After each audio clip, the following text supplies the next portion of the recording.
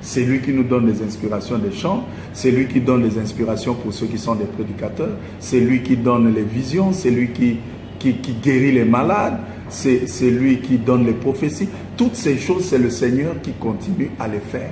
Laissez le débat des prédicateurs aux prédicateurs. Vous les chantres, quand vous êtes dans vos répétitions, vous ne nous voyez pas là-bas. Vous rassemblez-vous dans vos répétitions, dans vos chansons. Nous aussi, on est là pour la prédication. C'est comme ça. Toi, tu es un chantre. On t'a dit de chanter. Chante. Laisse le problème des Écritures, si on doit adorer Branham ou pas, au prédicateur. Que j'ai commencé par prêcher avant de chanter. C'est les deux Congolais qui polluent le monde. Et il y a toujours un guide dans tout cela. Donc s'il y a quelqu'un qui a commencé, ça doit être le pasteur Kouete. Ouais. Un grand chantre. Un grand pasteur. Pasteur Danda. Ouais. C'est un chantre. Moi je l'ai connu d'ailleurs, on était dans le bas Congo et tout ça. Il chantait, on chantait au village là, tout ça. Ils doivent nous expliquer comment est-ce qu'ils ont reçu les appels. Kouete à la chair, Danda à la chair, Lifoko à la chair, Kassongo à la chair, Jambaya à la chair.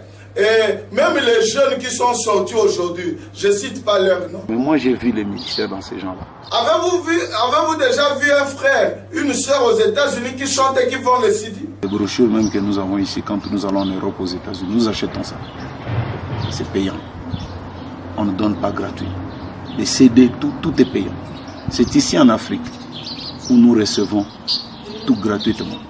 Il faut que ça change un peu. Du temps de Frère Branham lui-même, il avait des jeunes gens qui l'accompagnaient. Ils vendaient des livres, ils vendaient des cassettes, ils vendaient des ceci. On ne vend pas la parole, on vend des supports. C'est la tendance moderne aujourd'hui. Les chantres ont envahi des chairs. Et pour les chantres, donc les gens qui ont vu des prédicateurs, comme ils ne savent pas expérimenter ce qu'on appelle l'appel au ministère, c'est inné. Il ne faut pas avoir peur. Frère Branham nous démontre aujourd'hui avoir un ministère, c'est quoi? Le talent de chanteur, chanter, c'est un talent local de l'église locale. Il ne peut pas voyager comme un prédicateur missionnaire. C'est un contexte des choses. Moi, je continue à aller dans les champs missionnaires. Vous ça. m'avez trouvé dans les champs missionnaires. Ouais. Vous avez déjà vu un frère américain qui sillonne le monde, qui est venu en Afrique, à Kinshasa, au Congo, en Angola, au Bénin, partout, au Kenya, pour chanter. Pour ceux qui croient au message de Frère Branham, ça ne devait pas susciter tous ces témoins, tout ce brouhaha. Le frère est de notre côté, il adore Branham. Le malheur est que ça ne le dérape pas parce qu'il le fait en cachette.